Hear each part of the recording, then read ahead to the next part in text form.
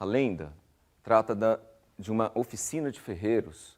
Pitágoras passou perto de uma oficina de ferreiros e ouviu o som produzido por martelos.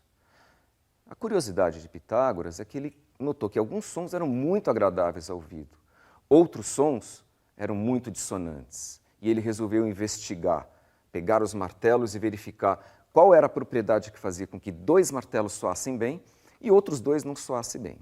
Para isso, eu vou usar um instrumento semelhante chamado, que é esse metalofone.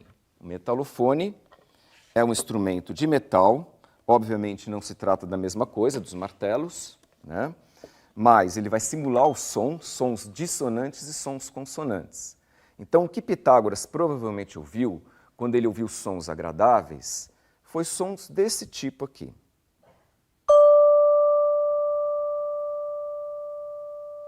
Sons que geram uma harmonia, né, entre si. Ou desse tipo aqui.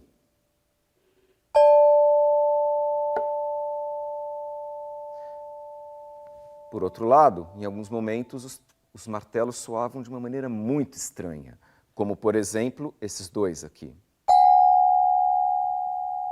É fácil para o nosso ouvido distinguir que esse som é um som ruidoso, enquanto esse som é um som harmonioso.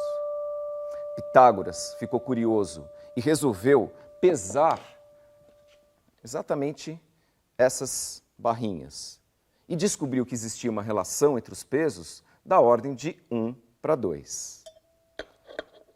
Bom, Pitágoras era um cientista e ele resolveu investigar a mais essa relação.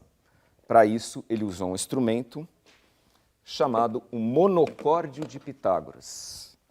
O monocórdio de Pitágoras é um instrumento, como o próprio nome diz, é um instrumento de uma corda só, presa sobre uma caixa acústica, 2 cavaletes fixos e um cavalete móvel. Com isso, era possível que Pitágoras ouvisse o som de uma corda com diferentes comprimentos, deslocando o cavalete para frente e para trás, e marcando os pontos onde o som era agradável e era desagradável. Essa é a construção da escala. Esse experimento é tão famoso que é considerado o primeiro experimento científico da história da ciência.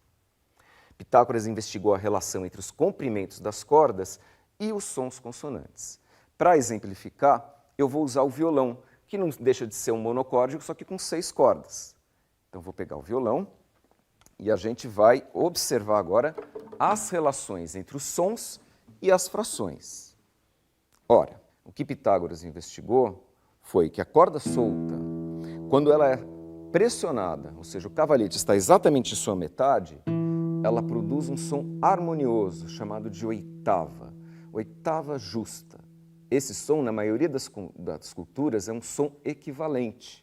É como se fosse a voz masculina e a voz feminina, mas a mesma nota.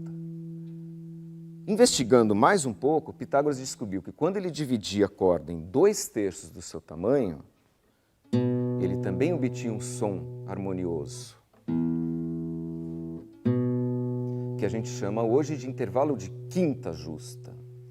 E depois ele investigou um terceiro som, que é exatamente a 3/4 do comprimento total da corda. Então nós temos aqui 3/4, que é chamada de quarta justa, 2/3 a quinta justa, e a oitava, que é exatamente na metade. Bom, se você pegar qualquer outro intervalo, qualquer outra medida, a relação não é de consonância, é uma relação ruidosa para os nossos ouvidos. Enquanto que aqui, as frações e os sons consonantes, eles entram em sintonia.